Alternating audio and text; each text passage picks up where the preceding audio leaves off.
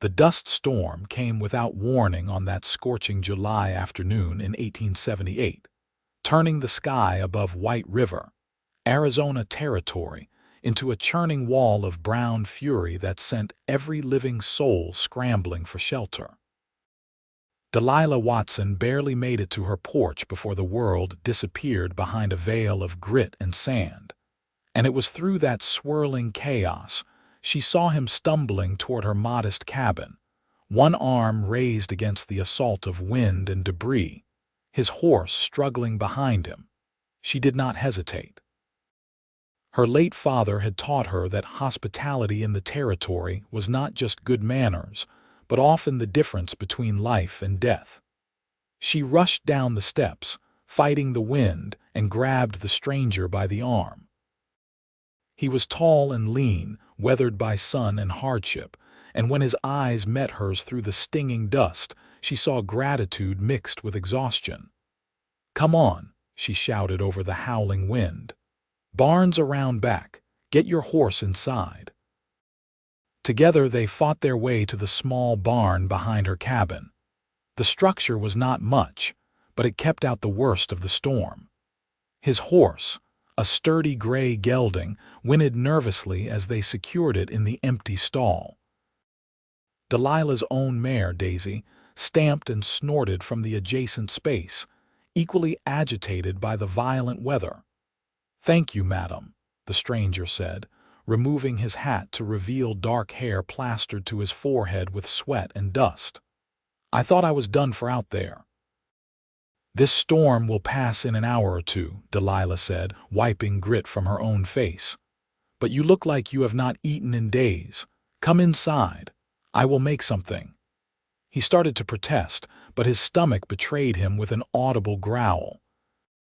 A tired smile crossed his features, softening the hard lines around his mouth. "I would be much obliged. Name's Yates Orrin, madam." "Delilah Watson," she replied, extending a dusty hand which he shook with surprising gentleness. "Come on before we both get buried out here." They dashed from the barn to the cabin, the wind nearly knocking them sideways. Once inside, Delilah secured the door and turned to assess her unexpected guest. Yates Orrin stood in the center of her simple front room, hat in hands, looking both grateful and uncomfortable in the way men often did when accepting charity. "Sit down," she instructed, gesturing to the worn table near her kitchen area. "I have stew from yesterday. It will not take long to heat." As the storm raged outside, making the windows rattle in their frames, Delilah stoked the fire in her stove and set the pot of stew to warm. She moved efficiently around her small kitchen, slicing bread she had baked that morning, setting out 2 bowls and spoons, pouring water from the pitcher into tin cups. All the while, she was acutely aware of Yates watching her with an expression she could not quite read. "This is a fine place you have here," he said quietly. "You run it alone." "I do now," Delilah answered, keeping her voice steady. "My father passed last winter, pneumonia. He built this cabin with his own hands 15 years ago when we first came to the territory. I am sorry for your loss." The simple sincerity in his voice made her throat tighten. She had heard those words many times in the month since Papa died, but something about the way this stranger said them felt genuine rather than obligatory. "Thank you," she managed. "It has been difficult, but I am managing." That was mostly true. The cabin was paid for, and she had a small garden, some chickens, and Daisy. She took in mending from the few families scattered around White River and occasionally sold eggs and vegetables. It was not prosperity, but it was survival, and in the Arizona Territory in 1878, that counted for something. The stew bubbled and filled the small space with the rich aroma of beef and vegetables. Delilah ladled generous portions into both bowls and set them on the table, along with the bread and butter she had churned herself. Yates stared at the food as though it were a feast fit for royalty. When he looked up at her, His eyes had gone suspiciously bright. "Madam, I have not seen a meal like this in over a month." "Then you had better eat before it gets cold," Delilah said, sitting across from him. She bowed her head briefly, saying a quiet grace as Papa had taught her, and when she looked up she found Yates had done the same. He ate with the careful control of a man trying not to reveal his desperation, but she could see the hunger in every deliberate bite. She quietly refilled his bowl when he finished, and he accepted with a nod of thanks. Outside, the storm continued its assault, but inside the cabin a strange peace settled over them. As Yates ate, he began to talk, his voice low and measured. He told her he had been drifting for the better part of 2 years, taking work where he could find it, moving when the jobs dried up or when staying became complicated. "I am not running from the law," he added quickly, meeting her eyes. "I want to make that clear. I have made mistakes in my life, but nothing that would bring a marshal to your door." "I was not worried about that," Delilah said, surprised to find it was true. There was something fundamentally decent about Yates Orrin, something she recognized instinctively the way she might recognize the approach of rain or the warning signs of a spooked horse. "I appreciate that." He finished the second bowl and sat back with a sigh of satisfaction. "That was the best meal I have had in years, Miss Watson. You have a real gift." Delilah felt heat rise to her cheeks. "It is just stew." "No, madam, it is kindness, and that is rarer than gold out here."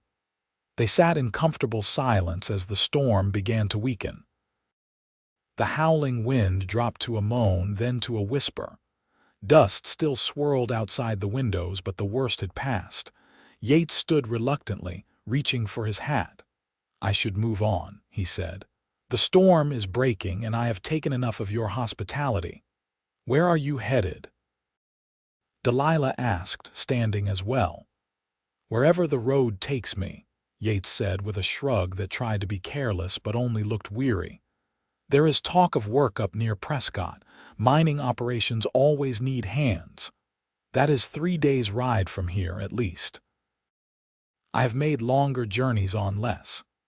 Delilah walked him to the door, and they stood there awkwardly for a moment, two strangers who had shared a meal and brief shelter from the storm. The dust was already settling outside, revealing the orange and purple streaks of approaching sunset. "Thank you again, Miss Watson," Yates said, settling his hat on his head. "I will not forget your kindness. Travel safely, Mr. Orrin." She watched from the porch as he retrieved his horse from the barn and mounted up. He touched the brim of his hat in farewell, and she raised her hand in response. Then he rode away, disappearing into the settling dust and dying light, and Delilah went back inside to clean the dishes, telling herself she would never see him again and that it did not matter. But as she washed the bowls and put away the leftover bread, she found herself thinking about the way his eyes had brightened when he saw the food, the careful courtesy with which he had thanked her, the bone-deep weariness she had recognized in his posture. She wondered what his story was, what had set him to drifting, what ghosts chased him from place to place. That night, she lay in her narrow bed listening to the coyotes sing and found sleep elusive. Her thoughts kept returning to Yates Orrin, to the sound of his voice and the genuine gratitude in his expression. She told herself she was being foolish, that he was just another wanderer passing through, that she would forget about him by morning. She was wrong. 3 weeks passed, and Delilah fell back into the rhythm of her solitary life.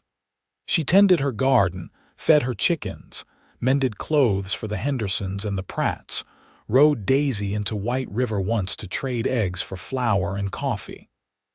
The days were long and hot, the nights barely cooler.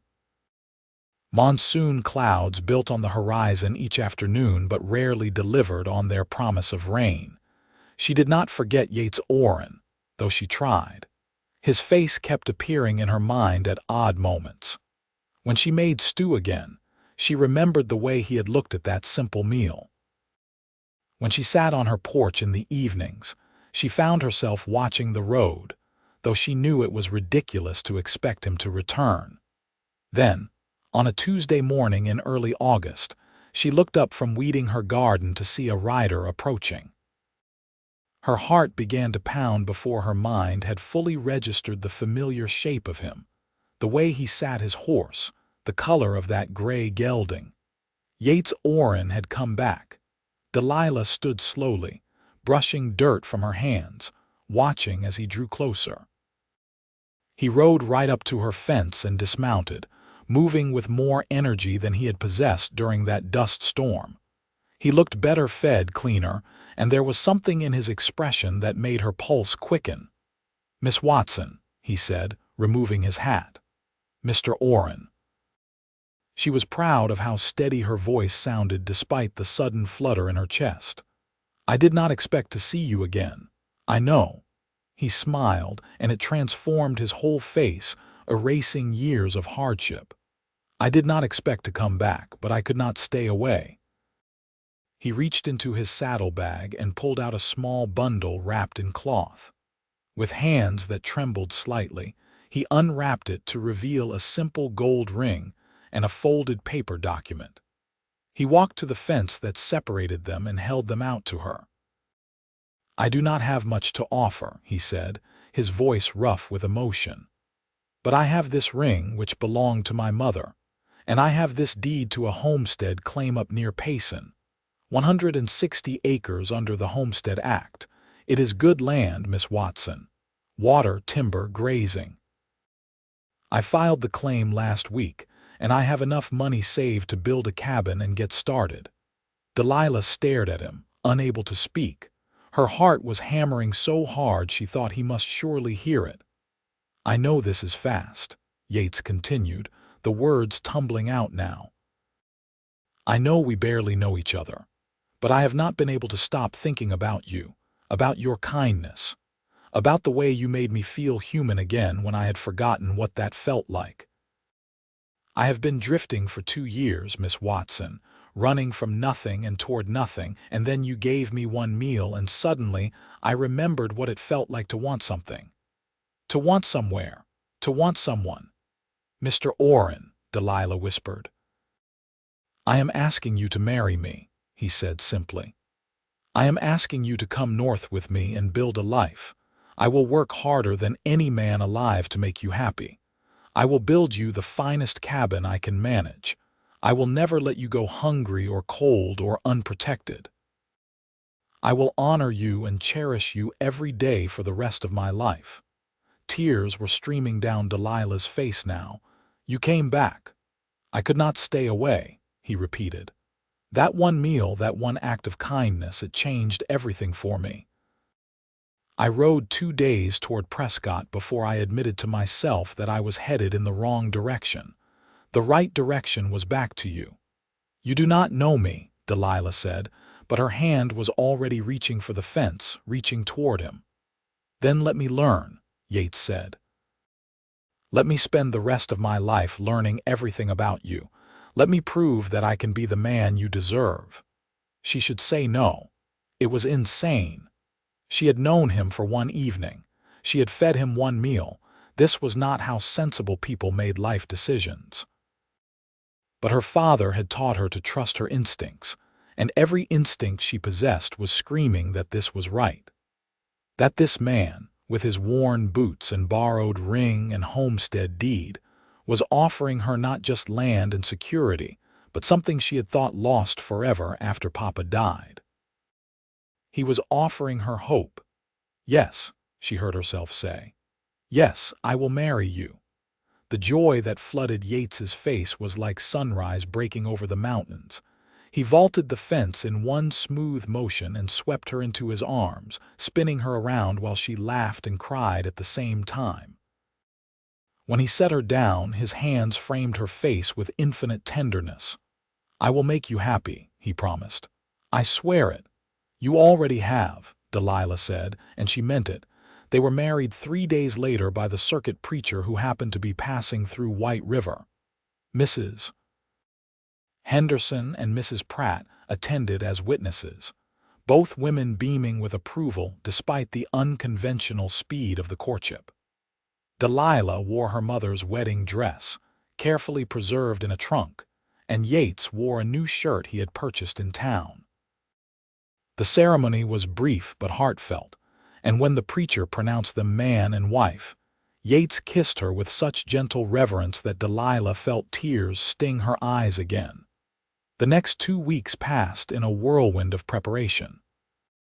Yates helped Delilah sort through her belongings, deciding what to take and what to leave behind. She sold the cabin and its furnishings to a young family newly arrived from Missouri, keeping only the pieces with sentimental value and the practical necessities they would need to establish their homestead. The chickens were sold, though she could not bear to part with Daisy. The mare would make the journey north with them.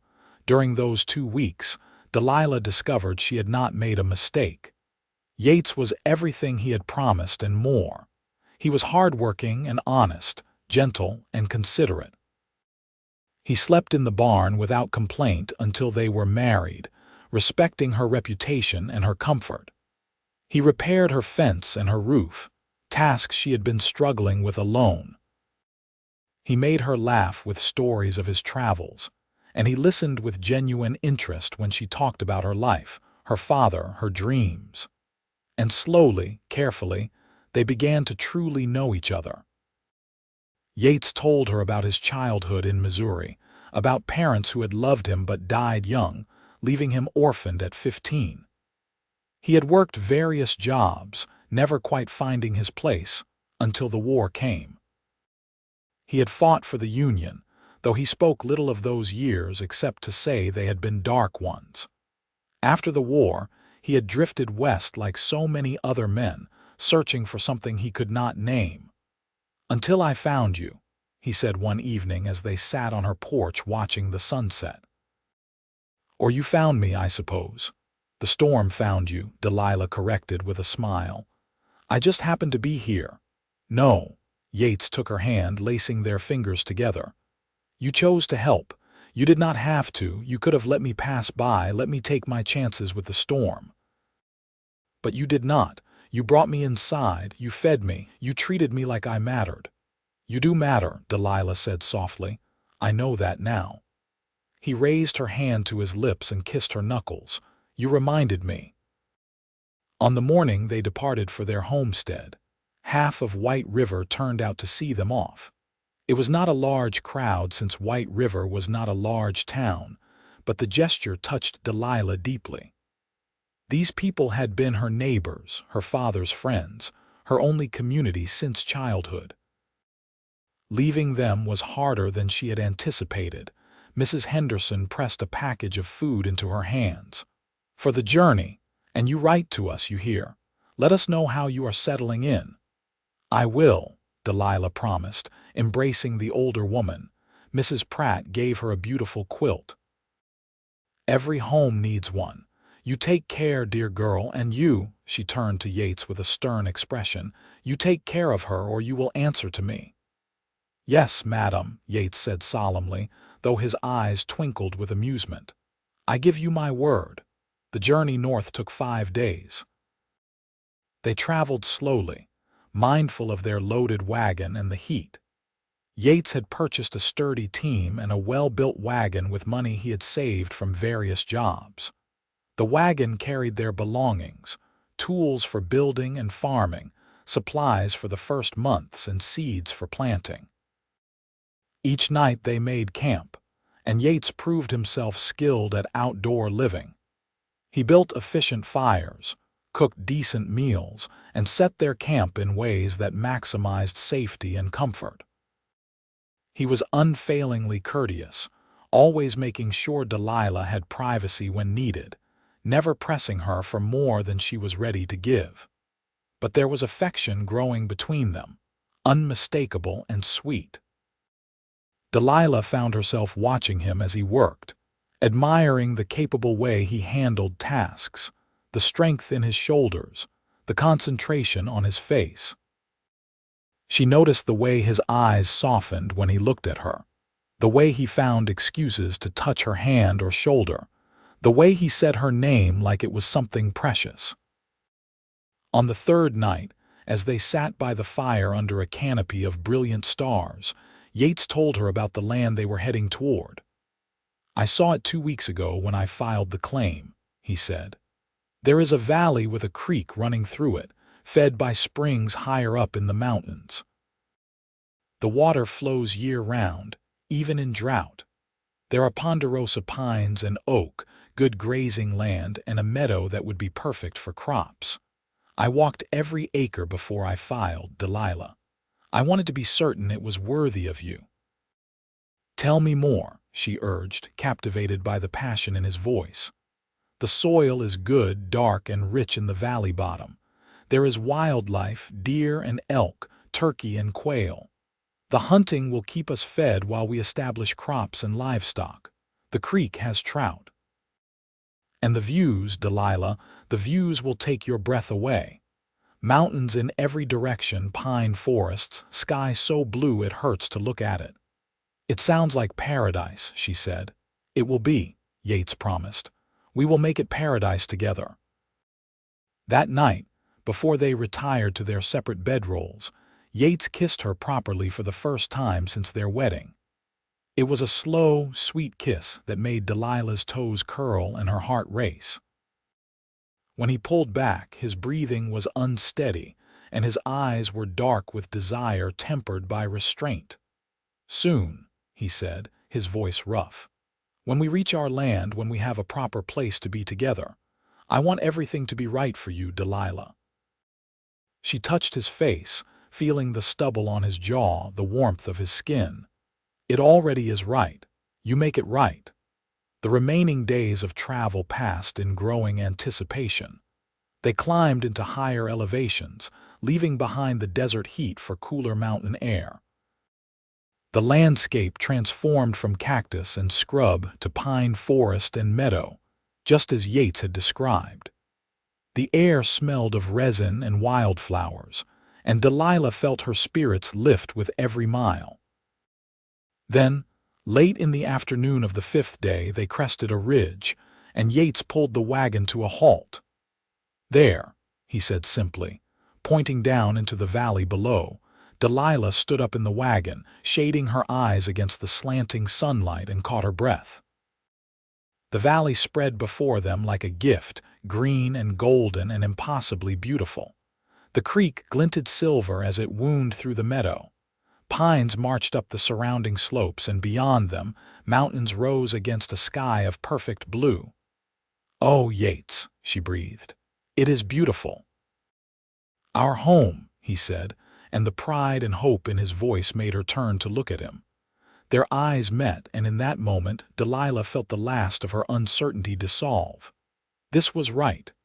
This man, this land, this leap of faith they had taken together, all of it was exactly right. They descended into the valley as the sun began to set, painting everything gold and rose. Yates drove the wagon to a level spot near the creek, beneath a stand of tall pines, and set the brake. Before Delilah could climb down, he was there, hands on her waist, lifting her down with easy strength. He did not release her immediately. Instead, he held her close, looking into her eyes with an intensity that made her breath catch. "Welcome home, Mrs. Orrin," he said softly. Then he kissed her again, longer and deeper this time, and Delilah wrapped her arms around his neck and kissed him back with all the emotion building in her heart. When they finally broke apart, both were breathing hard, and the air between them crackled with unspoken promise. "Help me set up camp," Yates said, his voice husky.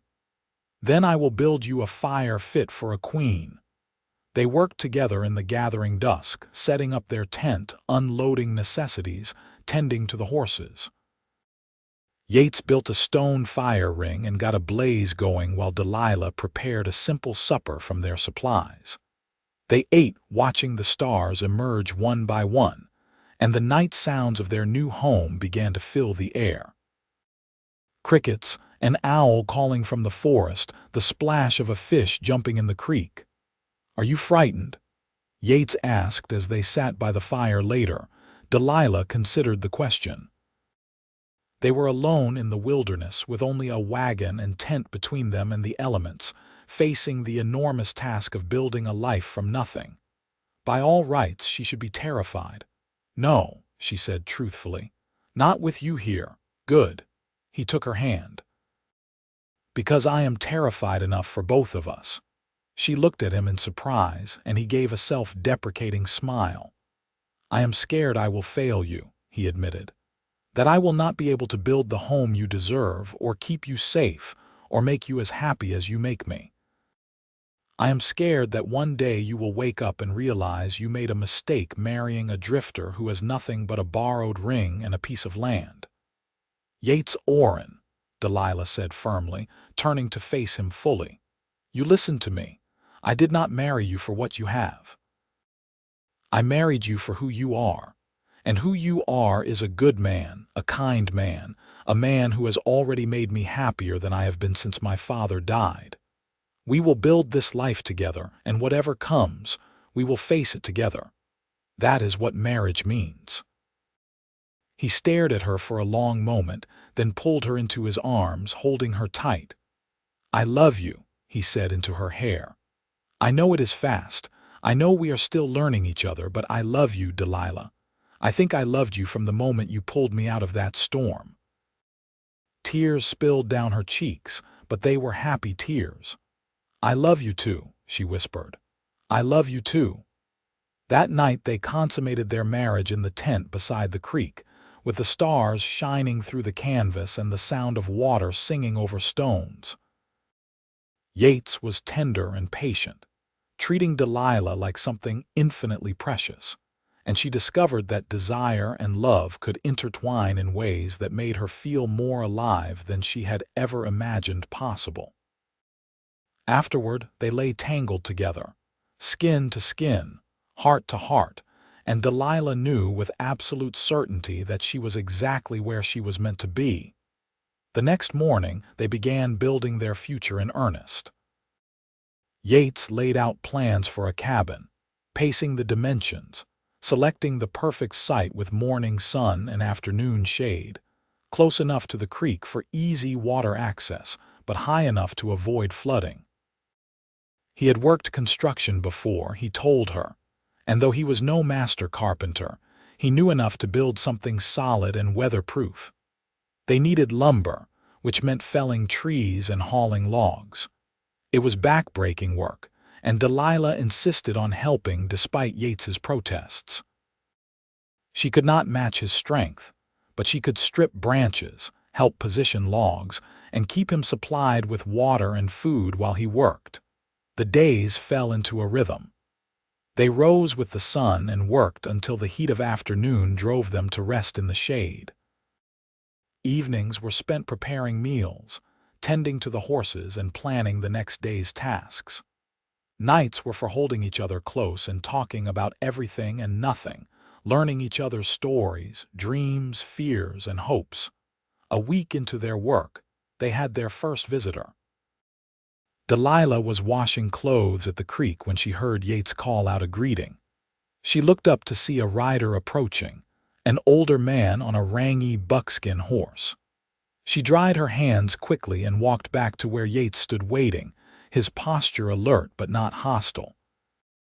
"Morning," the stranger said, touching his hat brim. He was perhaps 60, with iron-gray hair and a weathered face that spoke of decades in the sun. "Name's Tom Porter. I have got a ranch about 5 miles southeast of here. Saw your smoke and thought I would ride over to see who my new neighbors are." "Yates Orrin," Yates said, extending his hand. "This is my wife, Delilah." Tom dismounted to shake hands properly, his grip firm and his eyes shrewd but friendly. "Pleased to meet you both." "You are on the old Richardson claim, are you not?" "The claim is filed in my name as of 3 weeks ago," Yates said carefully. "I was not aware anyone else had tried to claim this parcel." "Oh, Richardson never filed," Tom assured him. He squatted here for a season maybe 10 years back, but he moved on without ever making it legal. Land's been vacant since. You filed proper. Yes, sir, at the land office in Prescott. Good, good. Tom nodded approvingly. We need more solid folks up here. Too many drifters passing through, not enough people willing to put down roots and build. You planning to ranch or farm? Both, if we can manage it, Yates said. Crops in the valley, some cattle and horses on the upland grazing. Smart. That creek of yours never runs dry, even in the worst droughts. You have got good water rights here, and that is worth its weight in gold in this country. Tom glanced at the work in progress, the logs already cut and stacked. You need any help with that cabin raising? I have got 2 sons who know their way around a hammer and saw. We could get your walls up in a day or 2 with enough hands. Yates exchanged a glance with Delilah. She could see the pride warring with practicality in his expression. He wanted to build their home himself, but he was also wise enough to know that accepting help was not weakness. We would be grateful, Delilah said warmly, and we would be happy to reciprocate however we can. No reciprocation needed, Tom said. That is how we do things up here. Neighbors help neighbors because we all need help sometime. I will bring my boys around tomorrow if that suits you. Meanwhile, my wife Clara would love to meet you, Mrs. Orrin. She gets lonely with just us men around. Would you folks care to ride over for supper tonight? Nothing fancy, but Clara's a fine cook and we have got plenty. That sounds wonderful, Delilah said, meaning it. That evening they rode to the Porter Ranch, a sprawling operation with a solid log house, big barn, and numerous outbuildings. Clara Porter turned out to be a warm, bustling woman in her 50s who swept Delilah into a hug before they had even dismounted. "Oh, it is so good to have another woman nearby," Clara exclaimed. "I have been surrounded by men for years. Come in, come in. Supper's almost ready." The Porter sons, Jake and Samuel, were young men in their 20s, both built like their father and equally friendly. Over a meal of roasted venison, potatoes, beans, and fresh bread, the conversation flowed easily. The Porters asked polite questions about where Delilah and Yates had come from and what their plans were, and they shared information about the area. The others scattered homesteads and ranches, the nearest town for supplies, and the challenges of mountain living. "Winters get hard up here," Tom warned. "Snow can pile 6 feet deep and you can be snowed in for weeks at a time.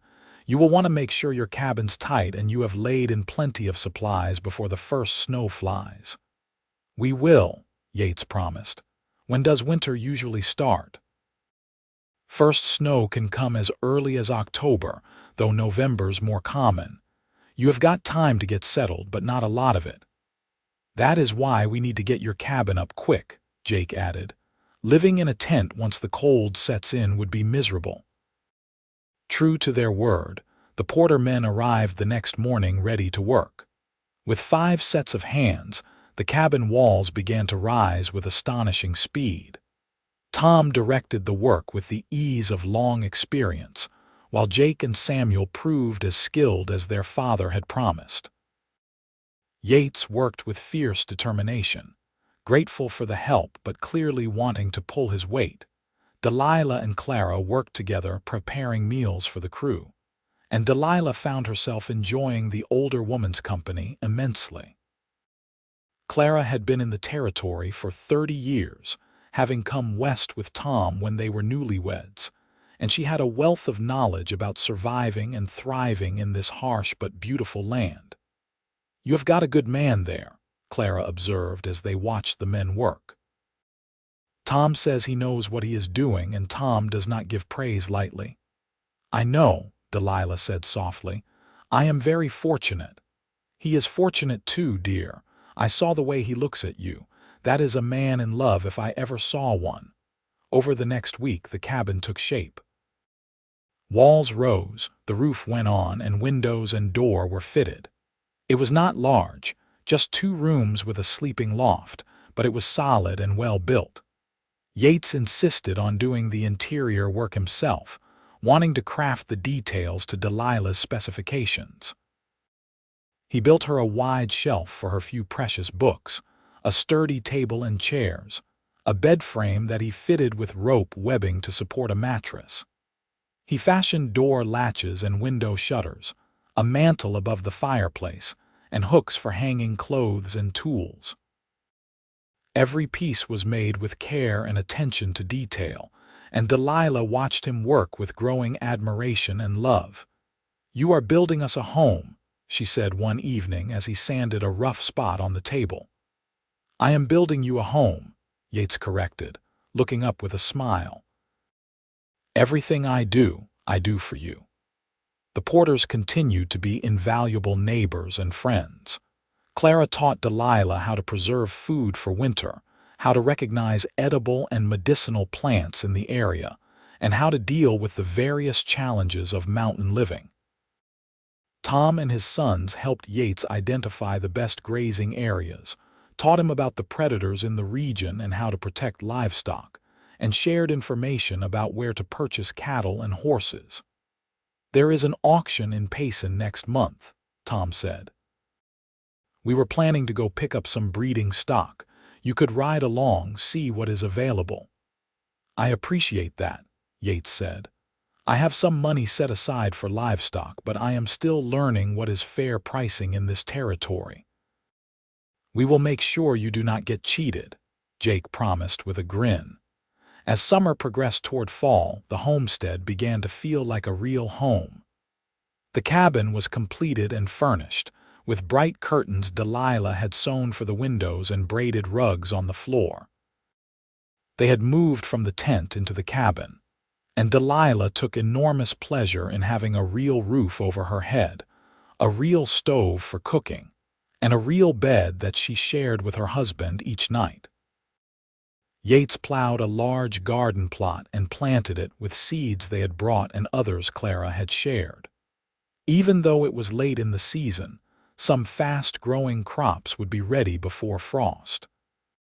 He also worked on building a barn and corral, projects that would take longer but were essential before winter arrived. Their days were filled with hard work, but they were also filled with joy. Delilah had never been happier. She loved the rhythm of their life, the way they worked side by side, the satisfaction of watching their efforts bear fruit. She loved the easy affection that had developed between them, the way Yates would drop a kiss on her head as he passed, the way she would squeeze his hand at the dinner table, the way they would sit on their new porch in the evenings and watch the sun set over the mountains. And she loved the passion that had only grown stronger between them. The initial tenderness had given way to a deep, abiding desire that left her breathless and glowing. Yates worshipped her with his body and his words, making her feel cherished and beautiful and wanted. And she gave herself to him fully, holding nothing back, discovering pleasures she had never imagined. One evening in late August, as they lay tangled together in their bed, Yates propped himself on one elbow and looked down at her with an expression of wonder. "What?" she asked, reaching up to touch his face. "I keep thinking about that day," he said. "That dust storm. If it had come an hour earlier or later, I would have been somewhere else. I would have missed your cabin entirely. We would never have met." "But we did meet," Delilah said softly. "The storm came exactly when it was supposed to." "Do you believe in fate?" Yates asked. "I believe in providence," Delilah answered. "I believe that sometimes we are guided to exactly where we need to be. You needed shelter and food and hope. I needed purpose and companionship and love. And somehow, through that storm, we found each other." "That one meal," Yates marveled. "That simple act of kindness changed my entire life." "It changed mine too," Delilah said, pulling him down for a kiss, "in the best possible way." September brought cooler nights and the first hints of autumn color in the aspens higher up the mountains. Yates, Tom, Jake, and Samuel made the trip to Payson for the livestock auction. They returned 3 days later with 4 good cows, a young bull, and a pair of sturdy draft horses to supplement their riding horses. The cattle were turned loose on the upland grazing, and the draft horses were put to work helping finish the barn and other structures. Yates was in his element, working from dawn to dusk, building and planning and improving. But he always made time for Delilah, always stopped to eat the meals she prepared, always sought her out for conversation and affection. In early October, Delilah woke one morning feeling queasy. She made it outside before being sick behind the cabin, and when she straightened up, she found Yates standing in the doorway, concern written all over his face. "Are you ill?" he asked, coming to her side. "I do not think so," Delilah said slowly, her mind racing. She counted back weeks and felt a flutter of excitement and nervousness. "Yates, I think I might be with child." His eyes went wide. "Are you certain?" "Not entirely, but I am late and I have been tired, and now this." She gestured at the ground where she had been ill. "It seems likely." For a moment, Yates just stared at her. Then a smile spread across his face, slow and brilliant and full of joy. He let out a whoop and swept her up, spinning her around before setting her down carefully as if she might break. "A baby," he said in wonder. "We are going to have a baby." "Are you happy?" Delilah asked, though his expression made the answer obvious. "Happy? Delilah, I am more than happy. I am blessed beyond measure. A wife I love, a home of our own, and now a child on the way. How did I get so fortunate?" "It was just one meal," Delilah teased, echoing his words from that first day. "The most important meal of my life," Yates said fervently, cupping her face in his hands. "You are the most important thing in my life, you and this baby." The news seemed to infuse Yates with even more energy. He redoubled his efforts to prepare the homestead for winter, determined to have everything secure and ready before the baby arrived. He chinked every gap in the cabin walls, laid in enormous stores of firewood, built weatherproof sheds for the livestock, and made a trip to town to purchase additional supplies and fabric for baby clothes. Clara was thrilled when Delilah shared the news, and immediately began offering advice and assistance. She helped Delilah sew tiny gowns and blankets, shared her knowledge of pregnancy and childbirth, and promised to be there when the time came to help deliver the baby. "When do you think the baby will come?" Clara asked. "If I am calculating correctly, sometime in late May or early June," Delilah said. "Good timing. Past the worst of winter before the heat of summer. Your body knew what it was doing." As October turned to November, the first snows came, dusting the mountains with white and bringing a hush to the land. Yates made sure they were prepared, with the root cellar stocked with preserved food, the barn full of hay for the livestock, and enough firewood cut to last months. The first real storm hit in mid-November, bringing 2 feet of snow and confining them to the cabin for 3 days. But those days were not hardship.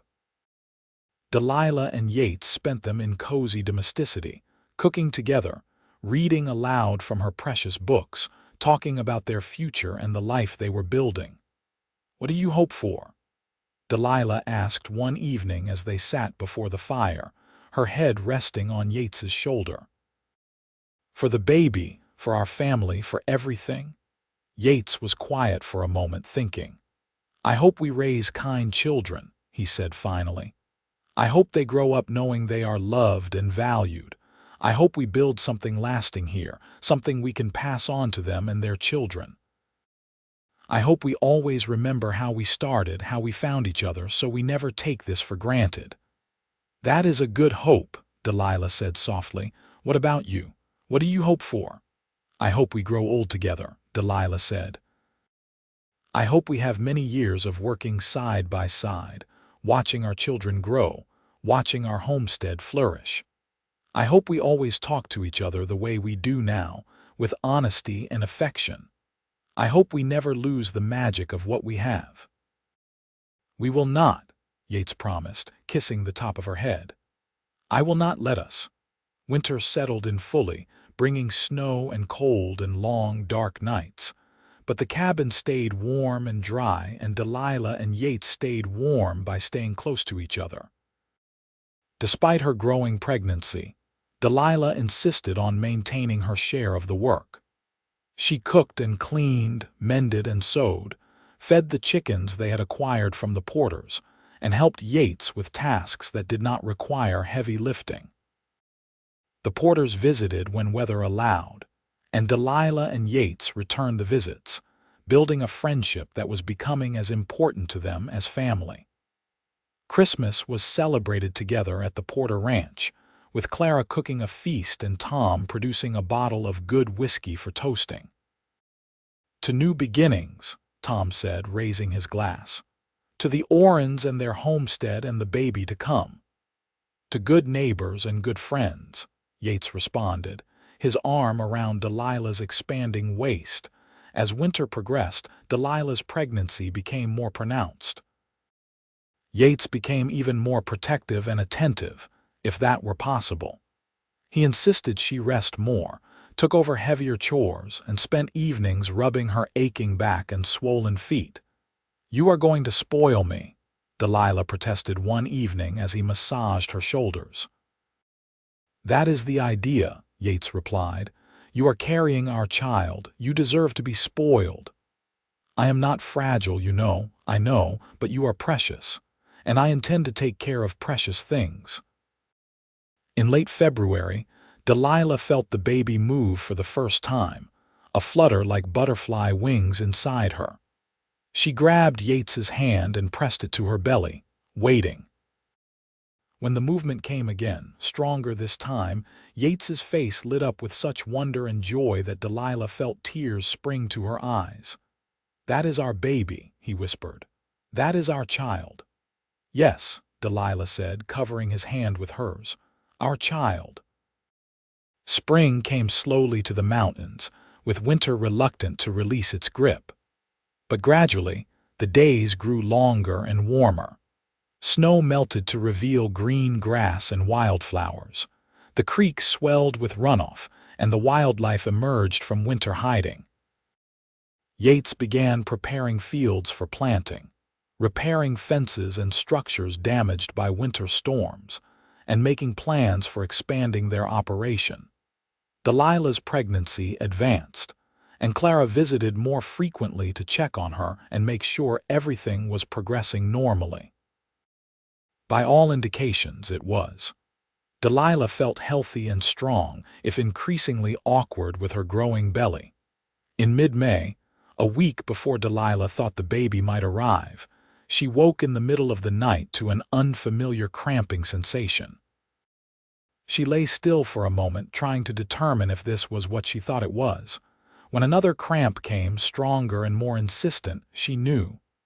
"Yates," she said, shaking his shoulder gently. He woke instantly, alert despite the hour. "What is wrong?" "Nothing is wrong," Delilah said, trying to stay calm. "But I think the baby is coming." Yates was out of bed in an instant, pulling on clothes, lighting lamps, stoking the fire. "I need to get Clara. Can you manage while I am gone?" "I will be fine," Delilah assured him, though her heart was beating fast. "Labor takes hours, sometimes days. You have time. I will be as quick as I can." He stopped long enough to kiss her forehead. "You are the strongest person I know. You can do this." Then he was gone, riding through the pre-dawn darkness to fetch Clara. Delilah got up carefully and began preparing for what was to come, laying out clean linens, boiling water, and trying to remember everything Clara had told her about childbirth. The pains came at irregular intervals, not yet strong enough to be alarming but definitely intensifying. Delilah paced the cabin, pausing when contractions came, breathing through them the way Clara had instructed. Yates returned just as the sun was rising, Clara riding behind him on his horse, her bag of supplies in hand. She swept into the cabin with calm efficiency, assessing Delilah with experienced eyes. "How far apart are the pains?" she asked. 10 minutes, maybe 15, Delilah said. "Good. We have time. Yates, you make yourself useful. Fetch more water, keep the fire going, and stay close in case I need you, but give us room to work." What followed were hours of labor, pain, and effort unlike anything Delilah had ever experienced. Clara was a steady presence, encouraging and guiding her through each contraction, checking her progress and offering water and cool cloths. Yates hovered anxiously outside, checking in periodically until Clara shooed him away, but Delilah could hear him pacing on the porch. As the day wore on, the pains intensified and came closer together. Delilah reached a point where she thought she could not endure any more, but Clara held her hand and looked into her eyes with fierce determination. "You can do this," Clara said. "You are almost there. Your baby is almost here." And then, as afternoon sun slanted through the windows, after one final tremendous effort, a baby's cry filled the cabin. Delilah collapsed back against the pillows, exhausted and overwhelmed, as Clara quickly cleaned and wrapped the infant. "You have a son," Clara announced, placing the tiny bundle in Delilah's arms. "A fine, healthy boy." Delilah looked down at the red, squalling infant and felt her heart expand in ways she had not known were possible. He was perfect, absolutely perfect, with dark hair like Yates and tiny fists that waved in the air as he cried. "Yates," she called weakly, "come meet your son." The door burst open and Yates rushed in, his face anxious until he saw Delilah sitting up, alive and well, holding a baby. Then his expression transformed into pure wonder. He approached slowly, almost reverently, and sank onto the edge of the bed, staring at the infant. "A son," he breathed. "We have a son." "Would you like to hold him?" Delilah asked. Yates took the baby with shaking hands, cradling the tiny body against his chest. Tears streamed down his face unashamedly as he gazed at his child. "Hello there," he whispered. "Hello, little one. I am your papa." The baby stopped crying, seemingly soothed by the deep rumble of Yates's voice. Delilah watched them together, father and son, and felt such overwhelming love that she thought her heart might burst. Clara bustled about, cleaning up and checking on Delilah to make sure there were no complications. When she was satisfied that both mother and baby were healthy, she smiled with satisfaction. "You did beautifully, dear," she said to Delilah. "He is a strong, healthy boy. Have you thought of a name?" Delilah looked at Yates questioningly, and he met her eyes, still holding their son. "I was thinking," Yates said slowly, "if you agree, I would like to name him after your father." "What was his name?" Delilah felt fresh tears well up. Daniel Watson." "Then what about Daniel Yates Orrin?" Yates suggested, "after both his grandfathers." "That is perfect," Delilah whispered. "Daniel Yates Orrin. Hello, Danny." Clara stayed for 2 more days, making sure Delilah recovered properly and teaching both new parents the basics of caring for an infant. Yates proved surprisingly adept, changing Danny's diapers with only minimal fumbling and walking the floor with him at night, so Delilah could rest. When Clara finally returned home, promising to check in regularly, Delilah and Yates were left alone with their son. Those first weeks were exhausting and overwhelming, filled with sleepless nights and constant feedings and the steep learning curve of parenthood. But they were also filled with indescribable joy. Yates was a devoted father from the first moment, helping with everything, talking to Danny constantly, even though the baby could not possibly understand, and looking at his son with such love and pride that it made Delilah fall even more deeply in love with her husband. "I never knew I could love someone so much so quickly," Yates said one evening as he rocked Danny to sleep. "I thought what I felt for you was the limit of what my heart could hold, but then he came along, and somehow there was room for even more." "I know exactly what you mean," Delilah said softly. "He is amazing, is he not? He is perfect. And he is ours." As spring turned to summer, life on the homestead settled into a new rhythm. Danny grew rapidly, becoming more alert and responsive each day. Yates planted crops and tended the livestock, but he always made time to be with his family. Delilah managed the household and cared for Danny, but she also found time to work in her garden and help with lighter farm tasks. The Porters were frequent visitors, Clara doting on Danny and offering grandmotherly advice, while Tom and his sons helped Yates with the heavier work. Other neighbors began to stop by as well, the scattered community of homesteaders and ranchers welcoming the new family.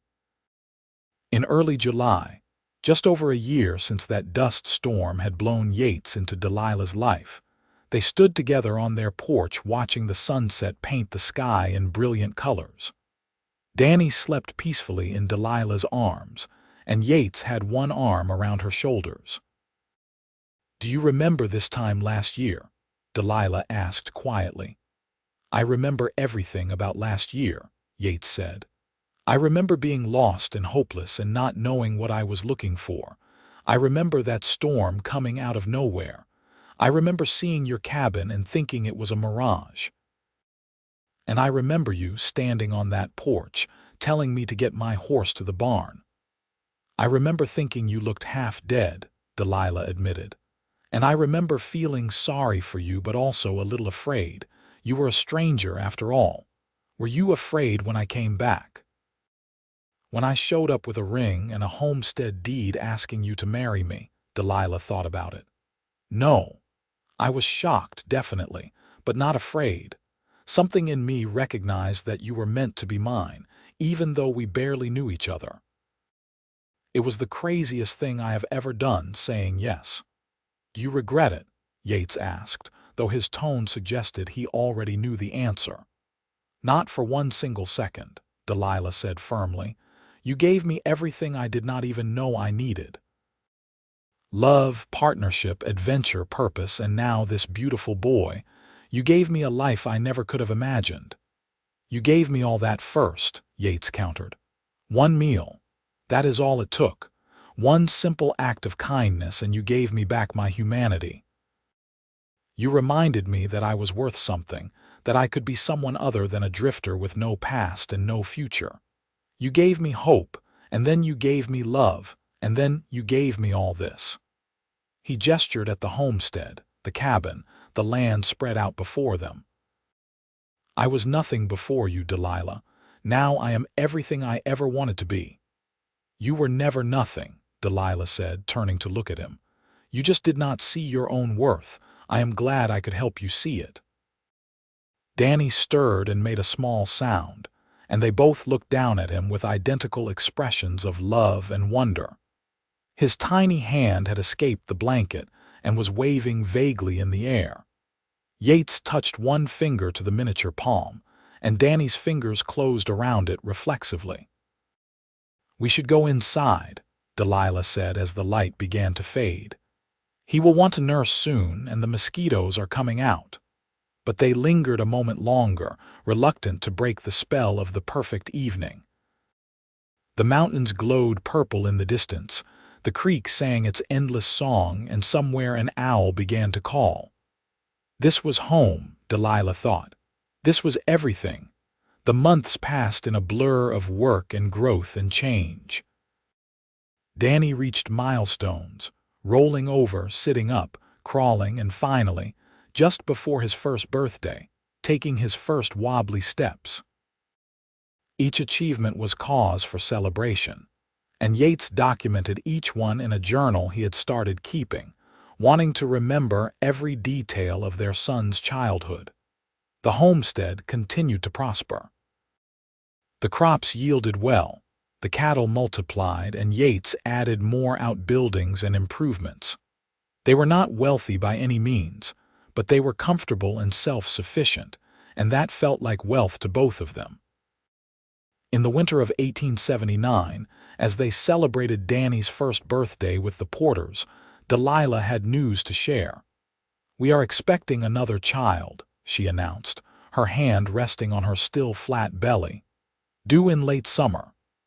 The news was met with congratulations and excitement. Clara immediately began planning and offering advice, while Tom and his sons teased Yates about having his hands full with two little ones. "I could not be happier," Yates said honestly, pulling Delilah close. "Our family is growing. This pregnancy was different from the first." Delilah knew what to expect now, and caring for an active toddler while pregnant brought its own challenges. But she was healthy and strong, and Yates was even more attentive than he had been the first time. Danny was a happy, energetic child who adored his father and followed him everywhere when Yates was home. Watching them together, the tall man and the small boy, made Delilah's heart swell with love and contentment. In late August, their second child arrived, a daughter they named Sarah Marie after Yates's mother. The birth was quicker and easier than Danny's had been, and Sarah was a calm, peaceful baby who seemed content to observe the world with solemn, dark eyes. Danny was initially suspicious of this small interloper who commanded so much of his mother's attention, but Yates skillfully guided him toward affection, letting Danny help with small tasks like fetching diapers and singing to his sister. Soon Danny was fiercely protective of Sarah, and Delilah would often find him patting her head gently and telling her stories in his limited toddler vocabulary. The years rolled on, marked by the changing seasons and the rhythms of farm life. Danny and Sarah grew, and the homestead grew with them. Yates expanded their landholdings, purchasing adjacent parcels when they became available. The herd of cattle increased, and they added sheep and pigs. The cabin was expanded to include more rooms as the family grew. In 1881, Delilah gave birth to another son, whom they named Thomas Porter Orrin in honor of their dear neighbor and friend. Tom was deeply touched by the gesture, and the bond between the two families grew even stronger. Tom and Clara's sons both married and started their own families, and the mountain community continued to grow and thrive. A small church was established, served by a circuit preacher who came through monthly. A general store opened in a crossroads settlement halfway between their homestead and Payson, making supplies easier to obtain. Life was not without its challenges. They endured harsh winters, summer droughts, and the occasional predator taking livestock. There were illnesses and injuries, close calls and setbacks.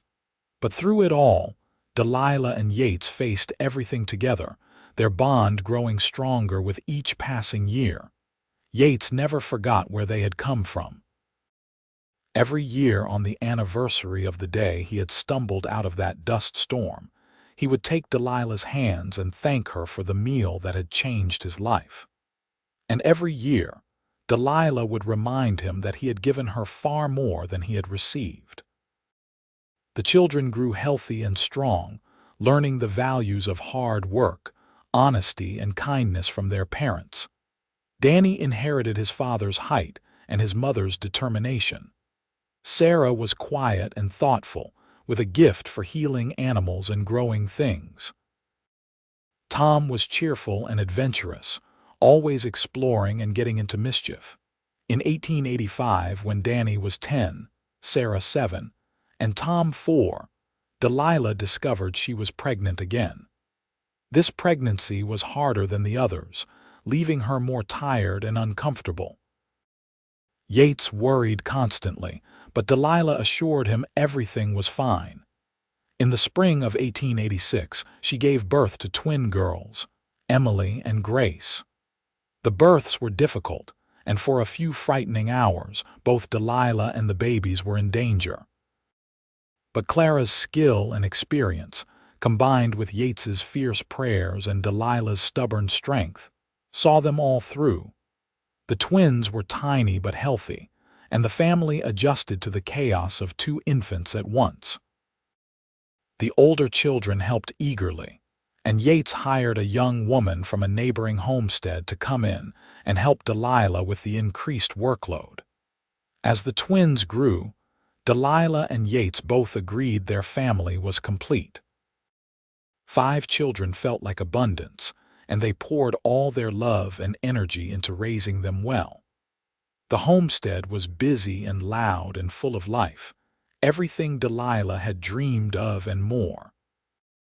In 1890, when Delilah was 35 and Yates 38, they sat on their porch one evening much as they had done that first summer. The children were all asleep inside, and the mountains were painted gold by the setting sun. "Do you ever wonder what your life would have been like if that storm had not come?" Delilah asked. Yates shook his head immediately. "No, I do not wonder, because I cannot imagine any life but this one. This is the only life I want, the only life I am meant to have. Everything before that storm was just waiting. My real life started the moment you opened your door." "I love you," Delilah said, leaning her head on his shoulder. "I love the life we have built." "I love you too," Yates replied, kissing the top of her head, "more than I could ever put into words." They sat in comfortable silence, watching the light fade, listening to the familiar sounds of their home. Somewhere inside, one of the twins called out in her sleep, and Delilah started to rise, but the child settled again without waking. "We have been blessed," Yates said quietly. "More than I ever deserved." "We both deserve this," Delilah corrected gently. "We have worked hard, loved fully, and built something beautiful together. This is not luck or blessing we did not earn. This is the fruit of our choices and our labor." The years continued to pass, bringing new joys and new challenges. The children grew and developed their own personalities and dreams. Danny showed an aptitude for working with animals and talked about becoming a veterinarian. Sarah loved books and learning and wanted to be a teacher. Tom was fascinated by building and construction like his father. The twins, as they grew older, proved to be inseparable, finishing each other's sentences and sharing everything. Tom and Clara Porter grew older, and eventually Tom's health began to fail. The Porter sons took over more of the ranch operations, but Tom still visited when he could, always eager to see the Orrin children and share stories with Yates. When Tom passed away peacefully in his sleep in 1895, Yates wept openly, having lost not just a neighbor but a true friend and mentor. Clara continued on, still spry and sharp despite her advancing years. She had become like a grandmother to the Orrin children, and they adored her.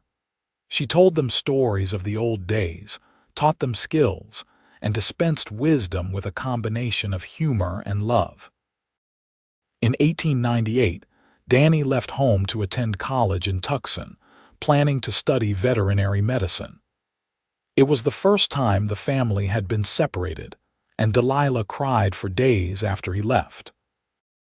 But Yates reminded her that they had raised their children to be independent and capable, and Danny's success was a reflection of that. Sarah followed 2 years later, enrolling in the territorial normal school to become a teacher. Tom announced his intention to learn the carpentry trade and apprenticed with a builder in Payson. The twins, still young, remained at home, but they were already showing signs of their own dreams and ambitions. As the new century approached, Delilah and Yates found themselves entering a new phase of life.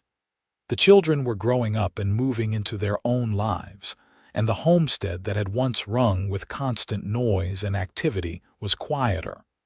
But it was not an unhappy quiet.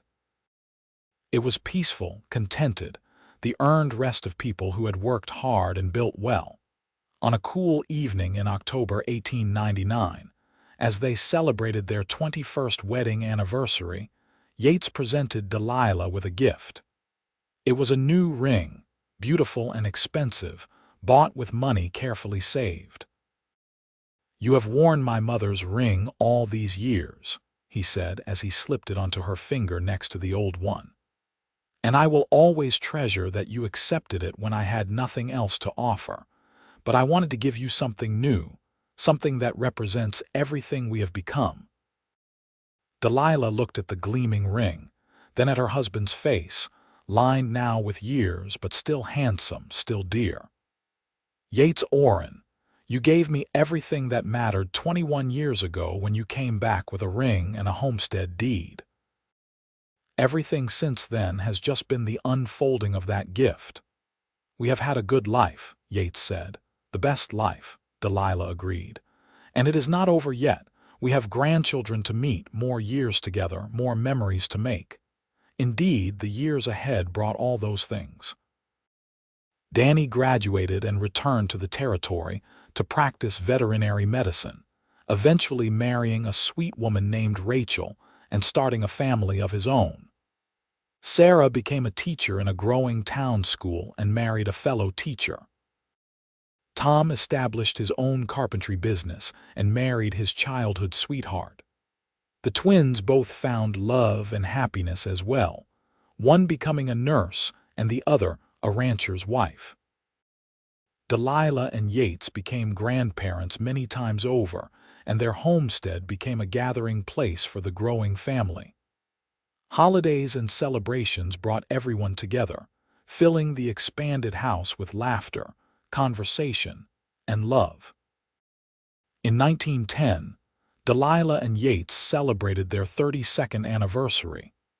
They were both in their 50s now, graying and slower than they had once been, but still healthy and active. The homestead was run primarily by hired help now, with Yates supervising rather than doing all the heavy work himself. Delilah kept a smaller garden and spent more time on her porch with her books and her grandchildren.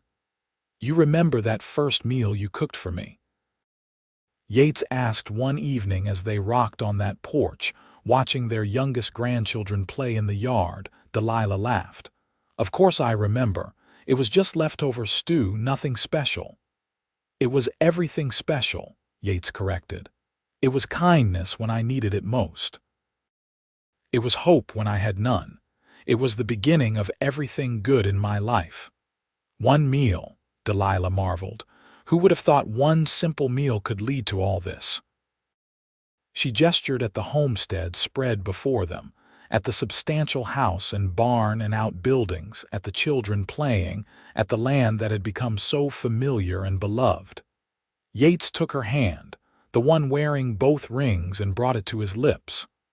"I knew," he said softly. "The moment I tasted that stew, the moment I saw the kindness in your eyes, I knew you were special. I knew I had to find a way to come back to you. And when I did, when you said yes to marrying me, I promised myself I would spend every day proving that you made the right choice." "You have proven it 10,000 times over," Delilah said, tears gathering in her eyes. "You have been the best husband, the best father, the best partner I could have imagined. You took me from a lonely cabin and an uncertain future and gave me a life full of love and purpose and joy." "We gave that to each other," Yates said. "That is what partnership means. We built this life together, and it has been the greatest privilege of my existence." They sat in silence as the sun set, painting the sky in the brilliant colors that never got old, never stopped taking their breath away. The mountains stood eternal and unchanging, witnesses to all the years of work and love and life that had unfolded in this valley. The years rolled on, gentle and full. Delilah and Yates grew older, their hair turning white, their steps slowing, but their love never dimming. They watched their children succeed and their grandchildren grow. They celebrated births and marriages, weathered deaths and difficulties, and through it all, they remained each other's constant. In 1920, They celebrated their 42nd anniversary with a huge gathering of family and friends. All 5 children came with their families, bringing nearly 20 grandchildren and even a few great-grandchildren. The homestead could barely contain everyone, but it was a joyful chaos. That evening, after everyone had left or gone to bed, Delilah and Yates sat alone on their porch one more time. They were both 70 now, tired but content, looking back on a lifetime of shared experiences. 42 years, Yates said wonderingly. Longer than I ever dared to hope for. We have been blessed with time, Delilah agreed. Time to love, time to build, time to watch our family grow. I regret nothing, Yates said, taking her hand. If I could go back and live it all again, I would not change a single thing. Well, except maybe I would have found you sooner. Delilah smiled. We found each other exactly when we were meant to, not a moment too soon or too late. That is true. Yates was quiet for a moment, then said, Delilah, whatever time we have left, whether it is days or years, I want you to know that every moment with you has been a gift. You saved my life that day during the storm, and you have enriched my life every day since. And you gave me everything I did not know I needed, Delilah replied. A home, a family, a love story better than any I ever read in my books. We have had an adventure, you and I. The best adventure, Yates agreed. They sat together under the stars, 2 people who had found each other by chance and built a lifetime by choice. The homestead they had carved from wilderness stood solid and strong around them. Their children and grandchildren carried their legacy forward. And the love they had discovered over one simple meal had multiplied and grown beyond anything they could have imagined that dusty day in 1878. That night, as they climbed into the bed they had shared for 4 decades, Yates pulled Delilah close and whispered, I love you. Today, tomorrow, and always. Always, Delilah echoed, settling against his shoulder with a contented sigh. Delilah passed away peacefully in her sleep in the spring of 1922, surrounded by family at the age of 72. Yates was devastated by the loss but found comfort in their children and the life they had built together. He lived another 3 years, during which time he gathered the family often to share stories of their mother, to ensure that her memory and her love would never be forgotten. On a quiet evening in June 1925, Yates sat on the porch one last time, looking out at the mountains he had loved for nearly 50 years. In his hand, he held the journal he had kept, filled with decades of memories, observations, and gratitude. His final entry read simply, I was a drifter with nothing when a dust storm drove me to her door. She gave me one meal, but she gave me everything. Tomorrow I will return that ring to her as I lay it on her grave with my own beside it. The homestead will go to our children as it should. But the love we built, the life we shared, that belongs to us forever. I am ready to go home to her now. Thank you, Delilah, for saying yes. Thank you for 42 years of happiness. Thank you for being the best decision I ever made. Yates Orrin passed away that night, peacefully, in the house he had built with his own hands for the woman he loved. He was 75 years old. The Orrin homestead remained in the family for generations, passed down from parents to children, a testament to what 2 people could build when chance brought them together, and love kept them that way. The story of how it all began, with one meal during a dust storm, became family legend, told and retold to each new generation. And somewhere in the mountains of Arizona, in a quiet valley where a creek runs clear and the pine trees whisper in the wind, the legacy of Delilah Watson and Yates Orrin lives on. A reminder that sometimes the smallest acts of kindness can change everything, and that true love, once found, never really ends.